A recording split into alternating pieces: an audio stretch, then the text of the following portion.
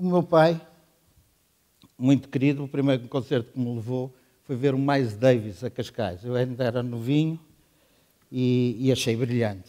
Fiquei fascinado com aquilo. Ele estava numa época assim mais jazz rock, estava muito influenciado, ou estava muito fascinado por um personagem que era o Jimi Hendrix, um guitarrista. Até cortou o cabelo à Jimi Hendrix, usava um pedal do wah-wah, que era um efeito utilizado pelo Jimi Hendrix, na sua trompete, e era um músico genial mesmo. Mas quando eu fiquei realmente ligado ao rock and roll, foi quando vi um filme que era o Gimme Shelter, dos Rolling Stones. Aí achei que a atitude deles como músicos, como banda, era sem dúvida nenhuma uma coisa fascinante e que eu me liguei logo, de imediato. Ao ponto do segundo filme que aparece, isto nós vivíamos na encarnação, portanto o Gimme Shelter é transmitido no cinema de bairro, juntamente com o Easy Rider, portanto foi uma sessão dupla para mim, naquela, abriu-se-me os horizontes, espera aí que há outro mundo, aqui, e então fiquei um bocado ligado. Quando aparece no Cinema Roma um filme Let's Spend the Night Together, que era o espetáculo de uma turnê memorável dos Stones, eu aí fiquei parvo. Não havia nem VHS, nem DVDs, resultado. Tive que abandonar os cigarros que nessa altura fumava, talvez os meus 14, 15 anos, abandonei porque queria ir a todas as sessões enquanto o filme lá estivesse. Eu tenho a impressão que o filme esteve lá uma semana e eu consegui, no mínimo, ir a 4 sessões, ao ponto de já não ter nenhum amigo que me acompanhasse, que já estavam fartos de ver o filme, e eu queria ir para lá, porque aquilo quase que fazia parte do meu ADN de conseguir chegar ali e ter aquela magia de receber aquilo. Ao ver o Keith Richards em cima do palco, chegava a casa e os nossos pais tinham-nos dado um Telefunken, que era um giradiscos com uma coluna que a gente abria assim, aquilo era uma malinha, a gente abria, ligava à coluna, metia o disco e ouvia-se por ali. E então eu metia no Telefunken um discozinho que eu tinha dos Rolling Stones e pegava na guitarra, fechava a porta à chave, pegava numa guitarra, punha um lenço vermelho em cima do candeeiro e imitava o Keith Richards. Sempre. Achava genial a maneira como ele tocava. Ele toca com uma afinação especial e então consegue fazer um acorde e levantar os 2 braços ao mesmo tempo. Para mim era brutal. Tirar os braços da guitarra e fazer aquele gesto. E o mais engraçado é que o Keith Richards, para mim, era muito mais apetecível de ver do que propriamente o Mick Jagger ou qualquer outro dos elementos. Portanto, eu passava, depois de ter visto a primeira vez o Let's Spend the Night Together e a segunda, os outros 2 vezes que vi era exclusivamente para ver o Keith Richards e a fazer as coisas em cima do palco. Os Rolling Stones foram, sem dúvida, uma banda brilhante, ainda são, vão fazer 50 anos de carreira, que é obra. Eles zangam-se muito, ainda hoje se fala se eles estão ou não zangados, o Keith Richards e o Mick Jagger, se vão ou não comemorar os 50 anos de carreira. Eles formaram-se em 62, mas a entrada do baterista é só em 63. Portanto, a probabilidade dos Rolling Stones se juntarem-se em 2013 para comemorar os 50 anos é muito forte. A importância de uma pessoa ter um ídolo de vida é enorme. Eu acho que eu sou um fã, ainda hoje, incondicional. O ter alguém que nos liga a uma paixão, que nos dê razão dessa paixão, eu acho que é o essencial da vida. Desgraçado, para mim, são aqueles que não admitem que têm ídolos. Porque aí as coisas tornam-se bastante complicadas. Os gajos têm a mania que são originais. Têm a mania e não chegam a lado nenhum, porque não têm um caminho, ou não aproveitam caminhos já traçados por outros. Isso, se calhar, é que nos faz grandes. É uma pessoa ter a consciência naquela, porra, eu imito este gajo. Mas ao imitar este gajo, eu faço a minha interpretação do gajo. Eu não sou o mesmo. Porque o Keith Richards não só me influenciou como guitarrista, mas a partir daí comecei a ler a história dele, comecei a ler as entrevistas dele, comecei a analisar como é que ele era.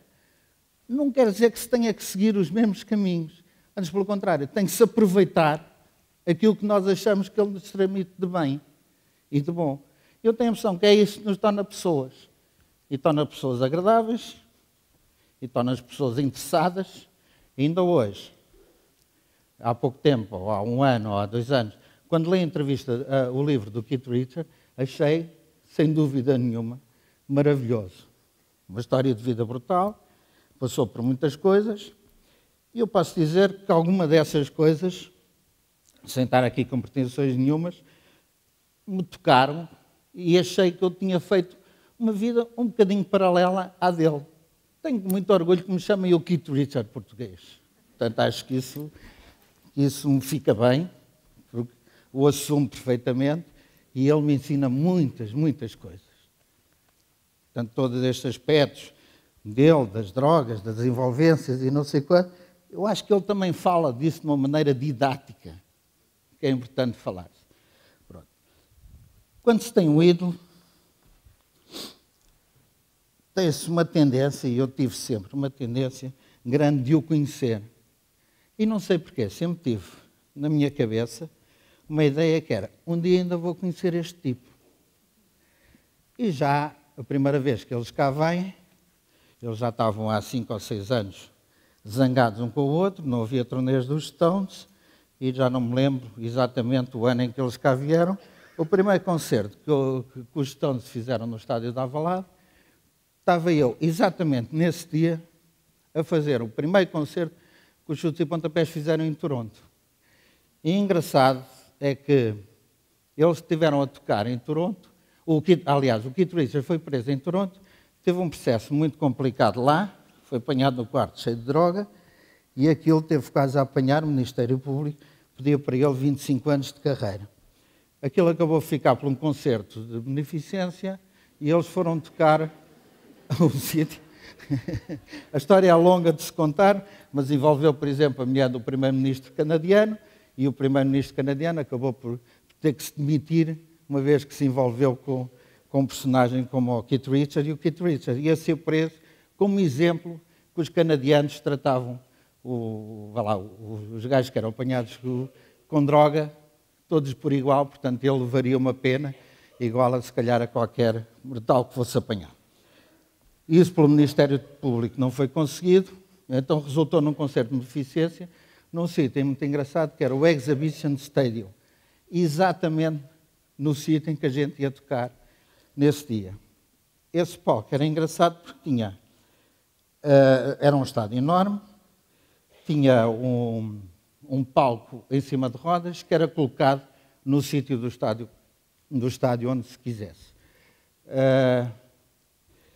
Nós estávamos lá num concerto que abria com o Tony Carreira, na altura ainda desconhecido, e fechava com o conhecidíssimo Roberto Leal.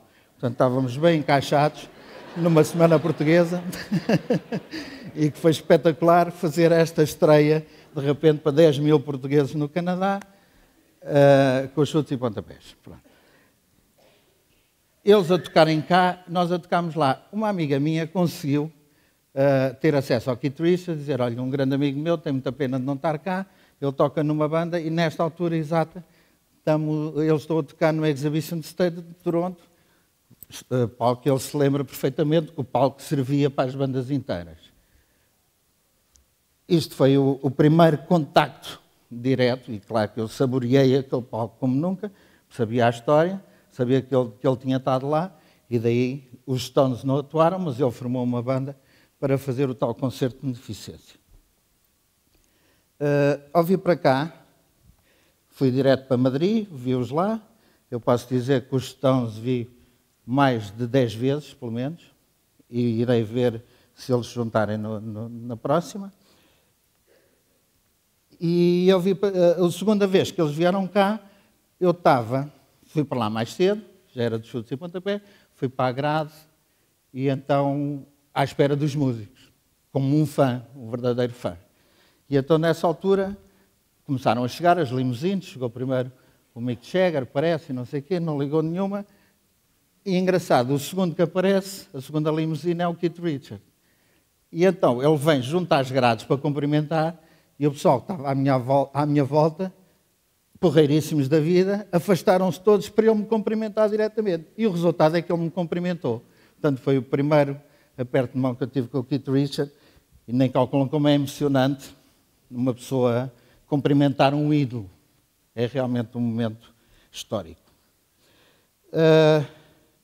Passado uns tempos, uma das vezes que eles vieram cá, foram tocar ao estádio de Coimbra. E então, mal soube a notícia, comecei logo a mexer nos cordelinhos, juntamente com a Marta Ferreira, nossa então manager da altura, para conseguirmos estar lá a tocar. E conseguimos fazer a primeira parte dos Stones no estádio de Coimbra. O Gui ao meu lado, quando subimos ao palco, aí claro, os camarins eram longe, demorava-se tempo a chegar e não sei quanto, e a certa altura estava o road manager portanto, quem trata dos horários junto ao palco, vira-se para o português e diz: podes ir aos camarins chamar a banda portuguesa. E claro que a gente já lá estava, já estávamos para ali há meia hora à espera de entrar e tal, para ver aquilo tudo. E os gajos, já estão aqui a banda. O quê? Já estão aqui? E em cima da hora, ele deu-nos, então podem tocar mais uma música. E a malta é porreiríssimo, porque a gente tinha o tempo mesmo limitado, e então conseguimos ganhar no instante ali mais uma música que tocámos. Fomos muito bem recebidos, super bem recebidos, e então o concerto correu-nos muito bem e foi altamente emocionante. Eu, ao meio do concerto, ao final do concerto, já estava assim mais à vontade e resolvi entrar na passarela onde o Mick Jagger costuma passear. Foi o meu momento de glória, fazer naquela, olha, agora mesmo me ponham fora, já cá estou, porque era uma área um bocadinho proibida para as bandas saírem do seu recinto. Bem, lá saímos, o Gui, por exemplo, estava ao meu lado, caiu-lhe uma lagrimazinha do olho, portanto a banda estava bastante emocionada de estar a fazer, o que é, mais uma vez, reforço a ideia, altamente positivo, uma pessoa ter sempre a noção que é o que é e que há outros sempre muito maiores do que nós e que temos que estabelecer uma corrente, uma cadeia. Eu estou aqui, você, este gajo é o ídolo aqui da juventude e não sei quantos, como muitas vezes dizem, mas isso não é nada. Quer dizer, há sempre coisas muito maiores, há sempre uma noção de fazer melhor. Ainda bem que eu cheguei aqui, ainda bem que sou reconhecido pelo trabalho que tenho aqui, ainda bem que tenho a banda que tenho e consigo viver dela. Mas isso é uma passagem de testemunho. Eu recebo como dou. Eu acho que isso é a grande função da vida.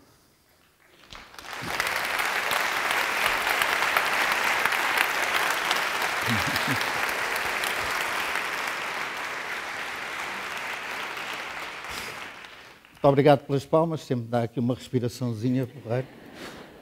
Isto aqui já está um bocadinho a aquecer, vou aproveitar para tirar aqui o casaquinho e pronto. Mas o terceiro episódio que eu tenho, isto é uma das minhas irmãs, uma salva de palmas para ela. Tenho 5, estão aqui 3. Mas a terceiro contacto que eu tenho com os Stones, a sério, tirando o estar como espectador, é realmente uma história emocionante. Eles, a última vez que cá vieram, se não me engano, em 2008, por aí, vieram tocar ao estádio Alvalade, ao Novo, já. E então, estava eu calmamente em casa, tinha chegado a um concerto, era um domingo, eles tocavam segunda-feira, era um domingo e recebo uma chamada do João Pedro Paes. O João Pedro Paes era uma pessoa que tínhamos uma certa admiração pelo outro, já nos tínhamos cruzado, mas não tínhamos realmente uma amizade assim sólida, como se viria a tornar. Ele telefonou-me, naquela, ei, Zé Pedro, pá, tens alguma coisa para fazer hoje? Eu, não, estou aqui a descansar, cheguei de um concerto e tal, com medo que ele me fosse convidar, assim, tipo, tenho aqui um jantar de aniversário e tal, se tu quiseres vir. E o gajo estava longe disso. Mas tenho aqui uma coisa, não te posso dizer o que é, mas mantém-te alerta, que eu vou só no instante a Palmela, isto era final de tarde, tenho que dar um concerto, um mini concerto com a Mafalda Veiga, era uma altura em que o João Pedro dava concertos com a Mafalda Veiga, e estavam a promover um disco, e então, quando eu chegar, telefone, tu estás ali junto à casa da Amália, telefone-te e eu vou ter contigo e pronto. E eu, mas o que é que é? O que é que é? Ah, pá, não te posso dizer, depois a gente fala. Vai lá, está lá, às tantas horas que eu estou lá. Resultado, o João Pedro entrou no meu carro. Eu naquela, então como é que é? Não posso dizer, não posso dizer. Eu naquela, João Pedro, só estamos os dois. Diz lá. Ah, não podes, porque há aqui fuga de informação, não se pode dizer, mas olha, vai em frente.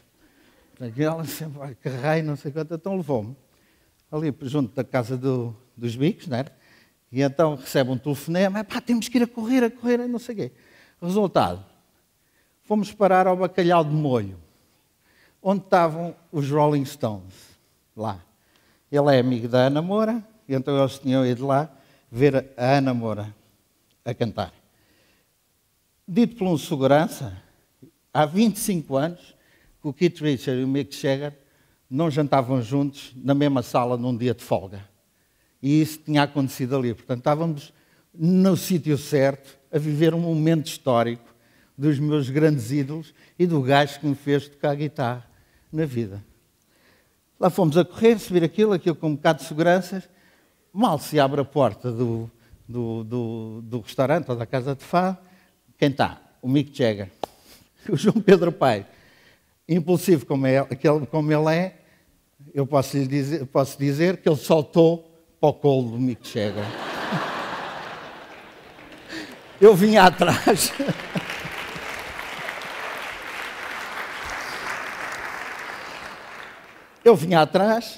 O Mick Jagger levantou os braços, ele agarradíssimo ao Mick Jagger, saiu largar, o segurança sem saber o que é que havia de fazer, e a Ana Moura ao lado a dizer, é um amigo meu, ele também é cantor. E o outro a olhar para mim. O João Pedro Paes, queridíssimo, vira-se para o Mick Jagger e diz, este é o meu amigo e ele já tocou contigo. E o outro a olhar para mim, naquela vez. Eu fiz a primeira parte, tocámos em Coimbra e não sei quanto. E o Mick Jagger, muito simpático, até me disse, foi a banda portuguesa, olha, vocês foram a única local band em 2 anos de turnê que tocou connosco, que a gente pensou subir ao palco. E espero que tenhas recebido os parabéns, porque eu gostei imenso da banda, porque realmente fomos muito bem acolhidos pelas pessoas e eles notaram e chamou-lhes a atenção. Resultado, o João Pedro Paes não foi de modas, puxou da máquina fotográfica, que eu nunca me tinha lembrado de uma situação dessas, entregou à segurança, que era a única pessoa disponível ali para tirar uma fotografia, e mandou-me colocar de um lado do Mick Jagger, e ele ficou do outro, e naquela chuta aí. E o outro, coitado, olhou para o Mick Jagger, e o gajo só se ria, está bem, chuta aí. E então, pronto, ficámos com aquela bela fotografia, que ainda hoje a tenho, e graças ao João Pedro Paes, tenho uma fotografia de um trio infernal, eu, João Pedro Paes e o Mick Jagger.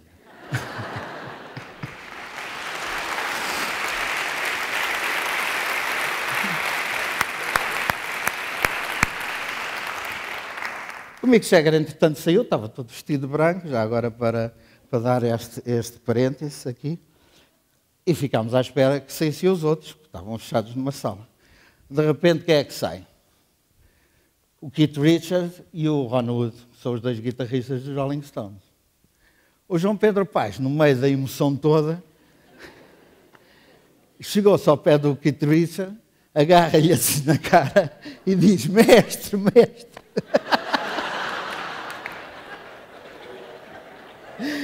E eu atrás ia desmaiando, não é?